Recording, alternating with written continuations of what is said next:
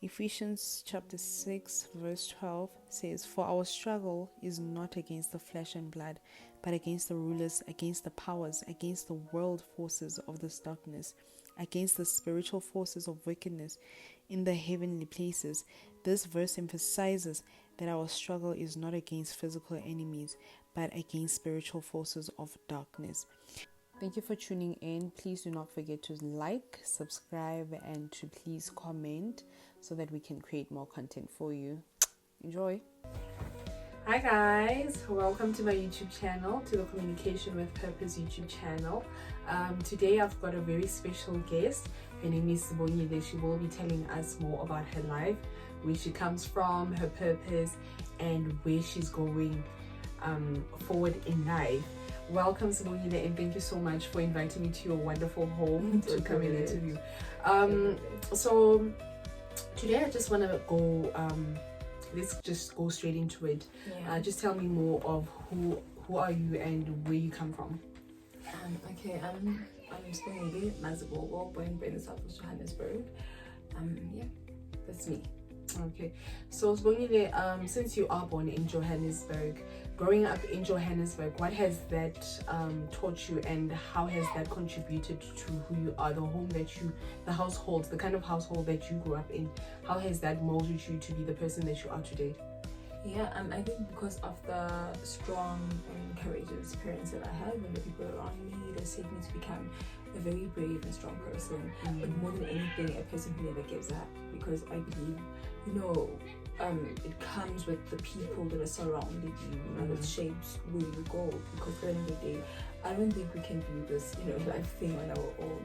I understand this. So growing up in my household and in Johannesburg has always been beautiful, because I've met uplifting people. I've met people who are supposed to take me where I'm going. I've met all kinds, and I can't say just because maybe some were terrible, now it was bad. You don't know if it was meant to be like that. So for me, yeah, it was wonderful. Right. So I understand that everybody has a story to tell in life. Everybody has something to say.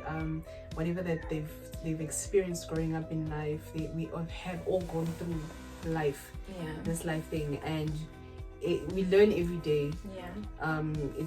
It's not something that just happens once and then you carry on and that's it. We keep learning every day. We experience things every day. So what is that big thing in your life that you feel like it has actually made you strong, and what is the hardest experience or the most difficult thing that you have had to deal with in life growing up? There's a lot of them, but I'd like to outline a few. So I think one of my hardest experiences growing up has to be just growing up. Growing up as an experience has to be the hardest thing, right? Because I had to encounter a lot of things that made me uncomfortable. I had to encounter a lot of things that I, as a person, had to feel degraded because of them. I had to encounter things that ruin the reputation and all of that, things such as drug use. So that on its own is like the worst experience that I've ever had. So are you saying that you've only encountered drug use, or are there any other substances that you've used that you feel like you've come across? Besides drugs, the only thing I used to use was just cigarettes. There's nothing besides that I've encountered. Okay, so tell me more about this journey of using substances. When did it start? How did it start? And what was that the first thing that led to you using substance? I think it has to be myself. One thing for sure, I don't think whenever you get to reconcile with yourself, you never get to blame someone. It's impossible, because at the end of the day, drug abuse it happens in one way. I get to consume it and nobody helps me to do it.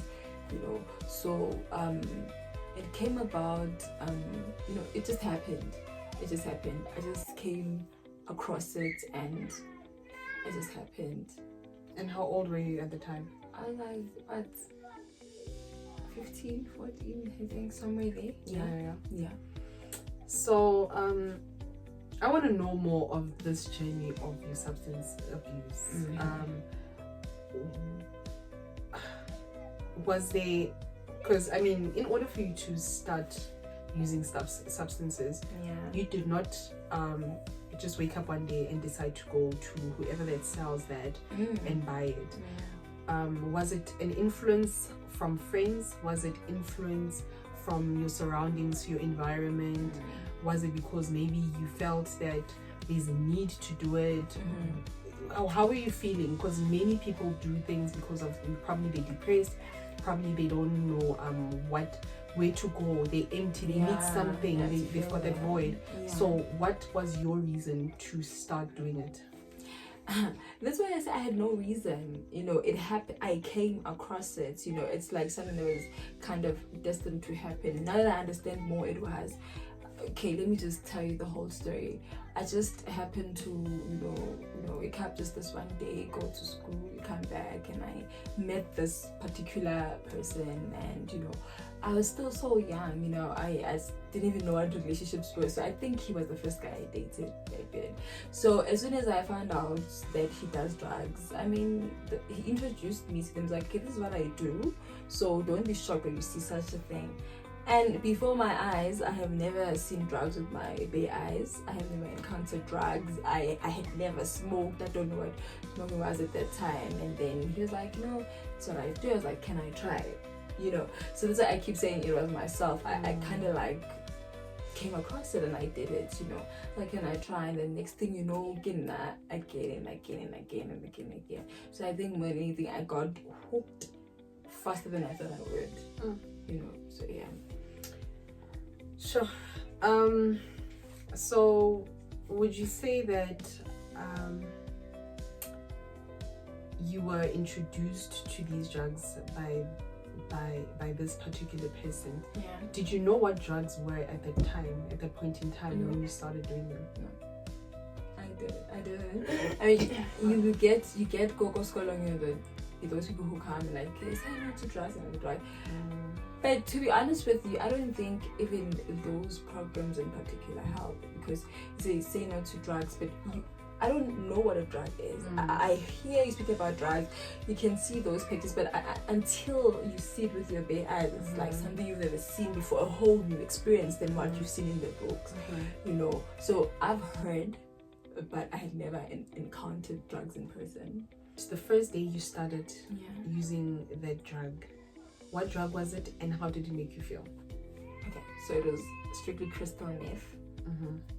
And the first time I used it it felt good. At that time, at that particular moment in time, it felt good. It felt relieving. I felt free. I felt a whole different experience. And I think also what I mentioned in my book was that you don't really get hooked in drugs because now you decided to get, or maybe it's the high. It's just how it makes you feel that makes you addicted. Because I felt so relieved. I just want to be in that moment every day. You understand? Sometimes I've never gone to this part in my book, and it's my first time mentioning this. I'm not sure if I can say I was depressed or I was what, but for the fact that when I consumed drugs, I kind of felt different. Kind of felt like I was going through something that I didn't know I was going through until I felt different. So maybe that's why it was easy for me to fall for that feeling at that time. It kind of felt like an escape for the first time ever.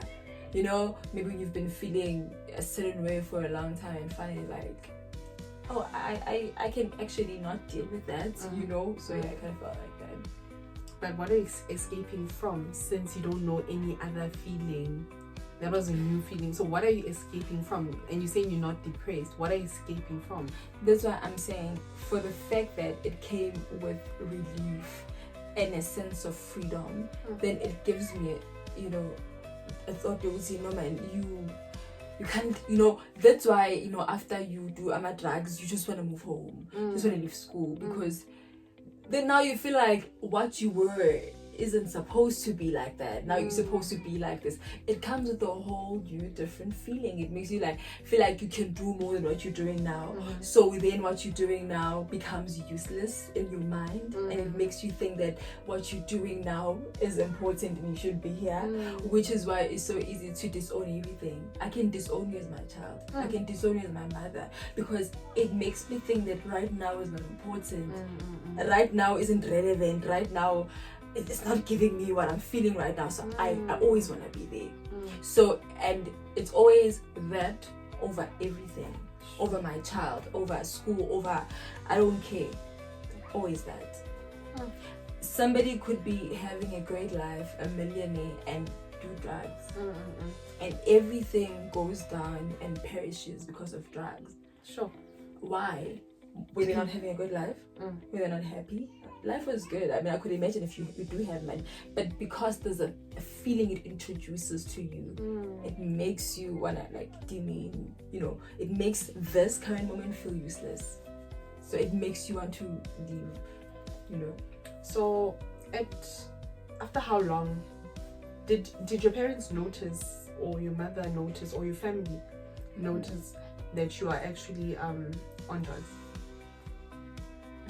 I don't know if they noticed. Did they notice any changes at all in your life at that point in I time? mean, at a certain extent, they had to notice when it comes to my behavior. And when I speak about behavior, and I'm gonna explain why I said I don't know, it's because when I started like a few months, to me, I think they didn't know. You know, parents always see changes, you know, to their kids, but they wouldn't really say it. So I say I don't know, but like I wouldn't really show as much until then, when I decided, no, I don't want to live home. I don't want to live here. So I believe that's when now they notice the changes. That's something that was wrong. I still want to be at home, always outside. I'm not going to school anymore. You know, those drastic changes. They noticed. Right, so after they have noticed the changes, what was the situation at home? The situation was me leaving. I wanted to leave, like that's it. You left home? Yeah. I left school, I left home. So you dropped out of school? I dropped out of school, I left home, I went to live with that current partner at that time. So after how long did you leave home after like with the first? I don't think I remember. I don't think I remember how long it took, but it was quite quick. It was a fast, quick thing. It was just really fast. You know, I acted now. So if your mind tells you no, you can't be here, I left. I mean, it was rough. You know, it went to a point where they actually come and fetch me, and like I would still come back. They would like lock the doors, lock everything, but still I would find a way. Yeah. Sure. So when it comes to that part, it's like it's just let her go. So it was like I left, and they were like, okay, we'll just see what happens. Do you think that drugs in all substances, do you think it's spiritual more than just chemical? It is spiritual. It is spiritual. Very spiritual. Why do you say that? I think remember I think drugs you attract what you are. Okay. Right? In a sense of, you know, the spiritual things. You know, I remember like now that you're talking about it, now you're asking if it's spiritual. I remember like I used to go to school, you know, and for some weird reason I would always enjoy the need to terrorize or scare someone. Okay. You know, but that would happen in my head though, you know, and I've never told anybody this. It would happen in my head though, you know. I would just want to kiss chaos. I would feel so bored, like maybe whatever was happening for me at the time, just maybe go school and I just school wouldn't, you know, feel the same. I would just have, you know, thought. So that's why I'm saying that maybe I had more in me that I didn't understand, but I actually did, you know. So for me, I think it was more, I was in a dark place, you know. I realized that I had actually went through depression after a very long time of finding out what depression was, because I did not know what depression was. But after a long time of recovering everything and finding God, that was actually depression. Everything they're saying about depression, I was actually going, and I didn't even know. Well, I understand. So I believe that person, I think I attracted it.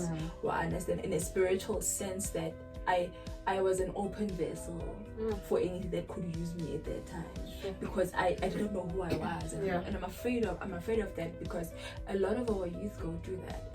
I don't want to lie, we don't speak about it, they don't talk about it.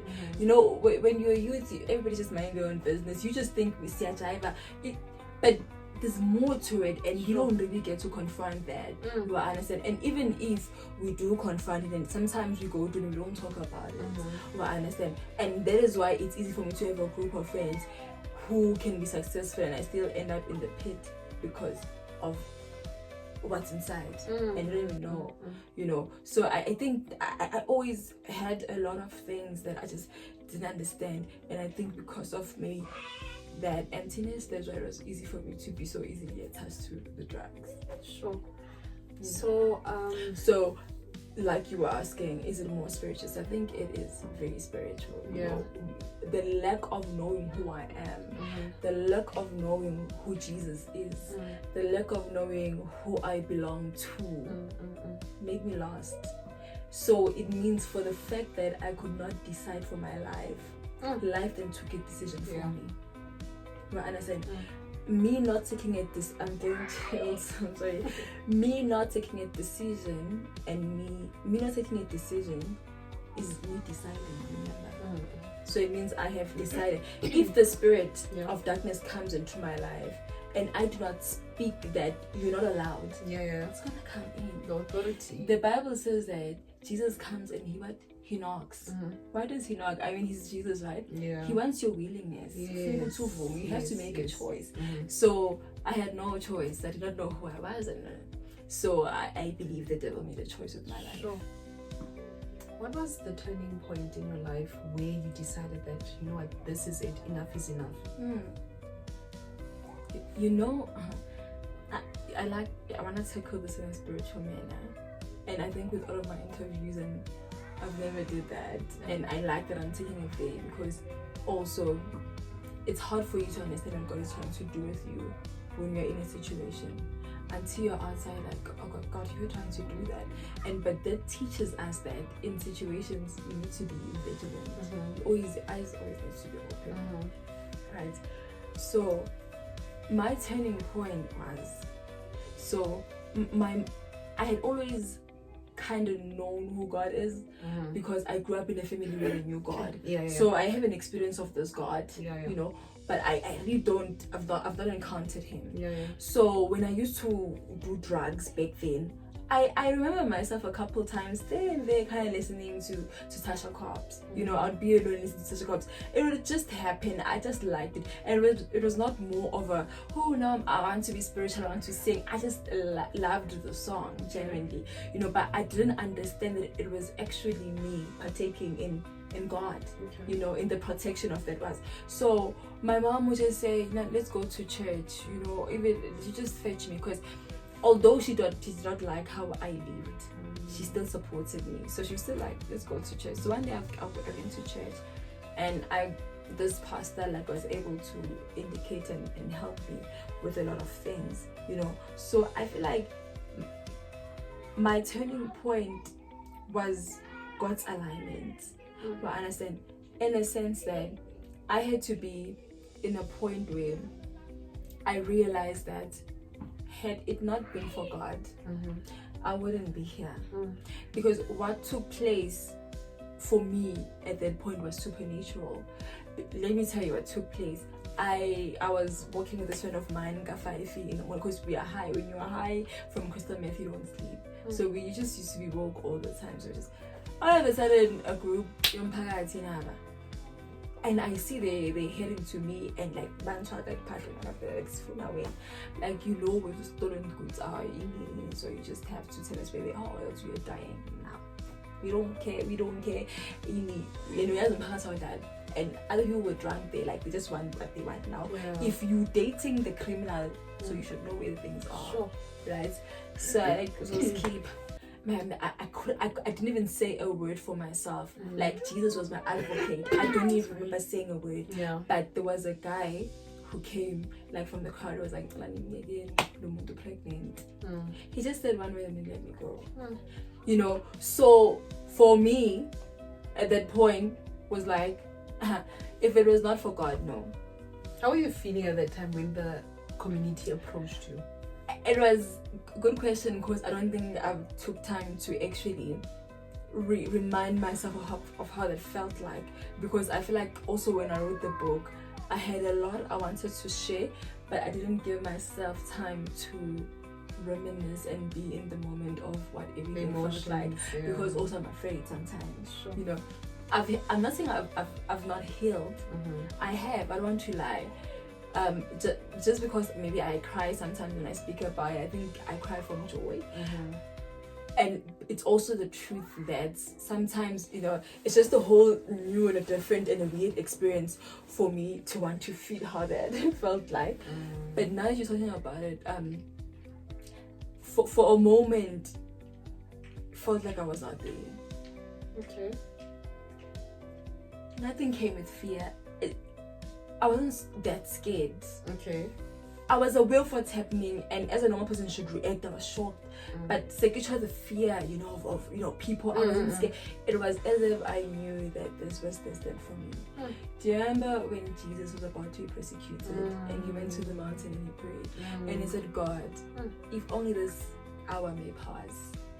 He was praying because he was a bit scared of what's to come. But he says, let your will be done. I asked that this cup may pass from me, but if your will, then that I'm scared, yeah, but let your will be done. So at that point, it was like, you know, here's your cup, and I drank from it. You're taking me in the spiritual route because I would never thought of drinking it. Yeah. All right. What would you say is the most challenging part of your recovery? It's a good question. The most challenging part of recovery should be. Did you have to go to rehab? Did you have to undergo a certain process in order for you to stop drugs? How do you stop your drugs? I understand you went to church, you spoke to your pastor. Was that it? Yeah, it was, to be honest with you. But like I said, that it was more spiritual with me.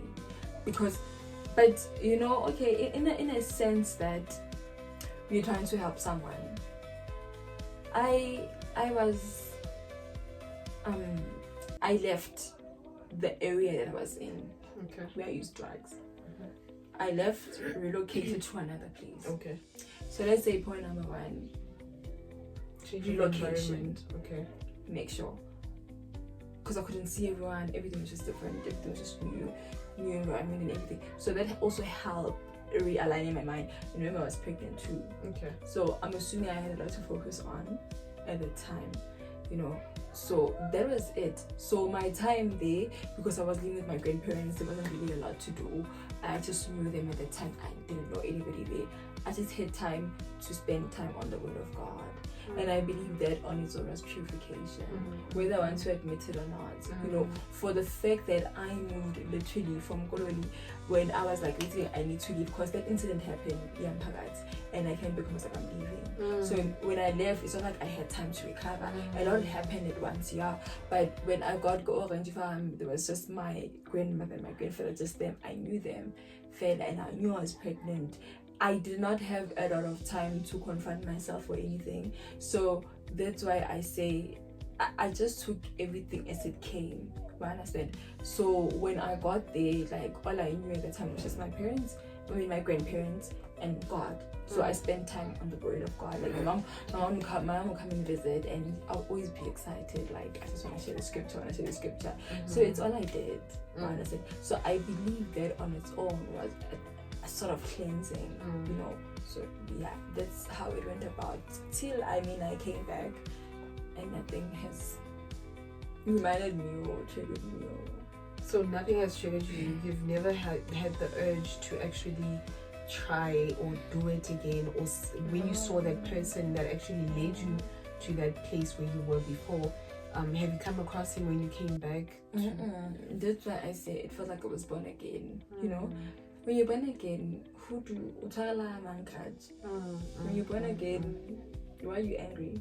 Who are you angry for? You know, so I kind of felt like all that's done. You know, so I'm just a new person. I have my daughter now, a whole new realignment of thinking. Now I have somebody to think about. I can't be thinking of, you know, all the other things. So yeah, I don't want to lie, because I live in one area, and where this thing used to happen, it happens in another area. So when I used to go there, when I went there for the first time, yeah, I saw, it was sad to see how like other people couldn't make it out. It was sad to see how dry it was. It was sad to see that other people were still there. It was sad to see that other people were still suffering and are so hopeless, and they are desiring and yearning to leave drugs, but they can't. But I realized that there wasn't a good about it. You know, I think going back there was the only thing that triggered me, the pain, and oh, it's still like this. Not anything that I want to. It was not desirable anymore. It was not a place I want to be in anymore. Sure. It was I here? Kind of moment. Not I want to do it again. You know? Yeah, it was like that. So since going back to the very same place that you were at first, where this whole thing started, using substances and stuff, and seeing those people that you were actually doing the same things with them, are still in the same position as they were, and they still doing the same things that they were, do you still have a relationship with them, or is it just purely I'm no longer there, I'm out of that? Or do you have that sense of emotion or whatever feeling to say, how can I help them? Yeah, so like I was saying, that's why I wrote a book. It was a platform for me to reach out to everyone who is in need of help. That was just a way of me to say, I sympathize with you, I'm here with you, and I want to take this journey with you, whoever you are, wherever you are. You know, it was just a way to say, I understand where you are, I feel you, and it's okay, and one day it's not going to be like that. You know, so I didn't necessarily have to submit myself physically to them, but I was able to create a platform of help, meaning whenever they are ready, I'm always here. Because remember, it comes with willingness. I don't think I was just gonna carry myself and like try and grab everyone, let's go, let's heal. It wasn't like that for me too. It was like that for me too. But you know, if people are willing, because I also feel like I've always been willing. You know, I've always been. I want to, but just couldn't help myself. You know, so you have to be willing to. So that's why I say, in a way, I am caring for them, and I am being sensitive towards them with their condition by writing this book and being available in a way that I can't physically be present. You know, because journeys like this one sometimes do not need too much force from other people. Needs you purely, genuinely, you know. So that's why I say, whenever they're ready, whenever. So I after I've recovered, I saw some people, and other people noticed me, and they noticed I was different, and they noticed that I had recovered and I had healed. And you know, others would tell me, I would get a lot of like, you know, blackmails just because I've been there, so they want to make me feel bad. You know, something like, if you are judging me, or if you are not talking to me, I look at you and you are my strength, and I believe that I also can leave this situation because of you, then how am I gonna be fine? I'm like, but I don't owe you myself for you to be okay. Don't do that. Nobody has to give themselves as a sacrifice for you to be okay. No, you hey, the very same way you got in, the very same way you leave, the keys are with you. You know. So I believe that the platform of writing a book for me was just enough platform to say, I sympathize with you, I'm here, I understand. Now that you're mentioning your book, I'm very interested. What's the name of your book? And but I'll just show the viewers how your book looks like. But your book, when was it published? What led you to start writing? What motivated you to start writing? What was your inspiration? Because I mean, at a young age, we're not thinking about writing books. We're thinking about going out drinking. We're thinking about, you know, worldly things.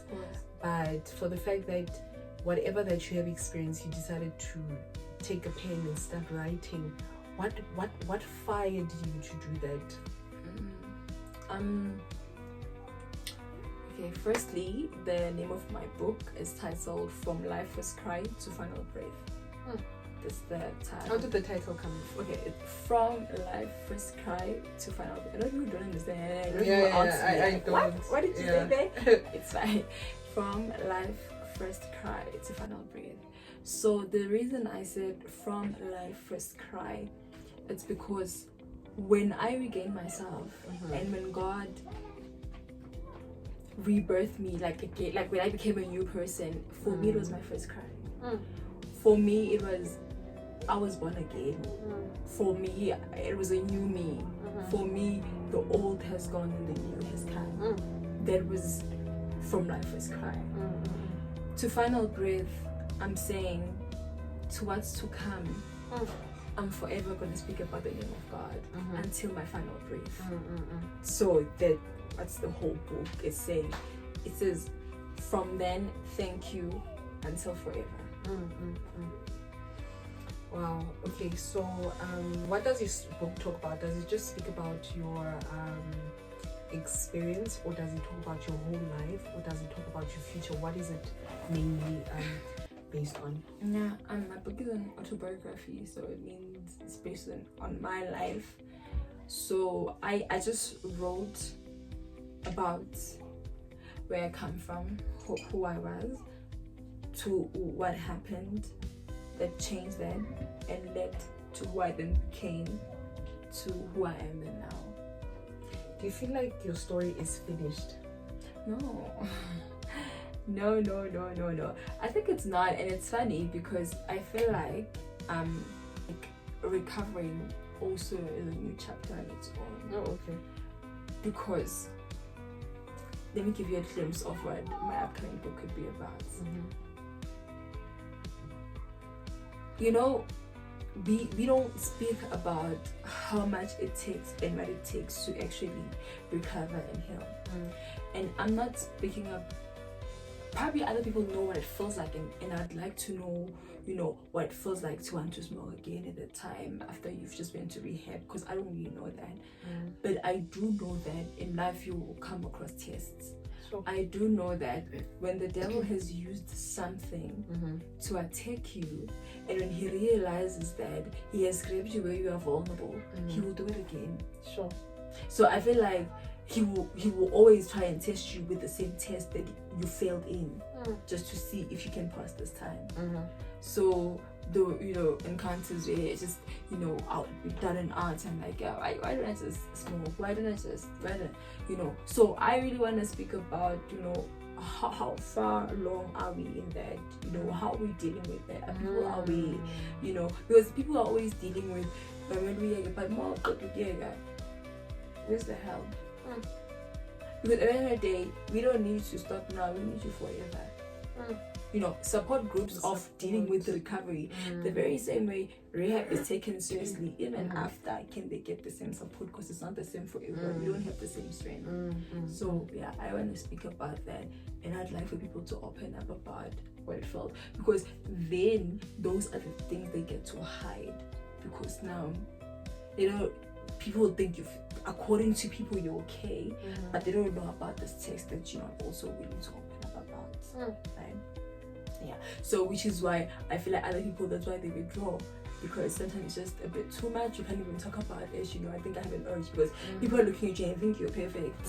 You have conquered, so there's no way we expect those to use for you. Gandhi, it's a battle. Wow, that's an amazing story, and your journey is amazing. I mean, a lot of people, they go through substance abuse, and until today, they just have not overcome it. They still going through the same thing. It's still the same thing over and over again. So I just want to know, I understand that you have mentioned that your pastor, you went to church with your mom and you started going to church. Yeah. But how has your belief or religion actually held you together? But how has it helped you to continue being strong as you are right now? To keep my sanity. Yes. I think God as a whole has just been like a foundation of everything. And I think it's all because of Him that I'm here and I'm still able to hold it together. Because He did not, whoever says I have plans for you, not to harm you but to prosper you. So meaning when you are held in a plan, you are secure. So you don't really have to do like that much work to get to where the plan. I mean, the plan is already planning. You might as well just relax and let the plan. So I think for me, I didn't have to plan as much. So things would just go accordingly. Like I just grew. When you know God, you become a certain version of yourself. And outside of God, you become a certain version of yourself. And the version that I became in God was peace, strong, was you can do this again, So I just had it under control, and that's just how God helped me to keep it all together. We give thanks to God, the creator of all things here, because we go through things every day, and we are empty as people, but with God we are filled with the Holy Spirit, and He's there with us, and it helps us to conquer situations, whatever that we go through in life. We are able to go through them and not feel the burden as much as we do if without God, you understand. So I'm grateful that you have come so far, and we thank God for your testimony, because this is a testimony and this is going to change someone else's life out there. And I'm just appreciative of the time that you have given us, and I just hope and pray that your journey going forward, that as you said, you've got another book coming along. So as soon as the book is out, we also need to do another interview and just go through your book and but that is all for today, guys. Thank you so much for joining, and see you on the next episode. Bye.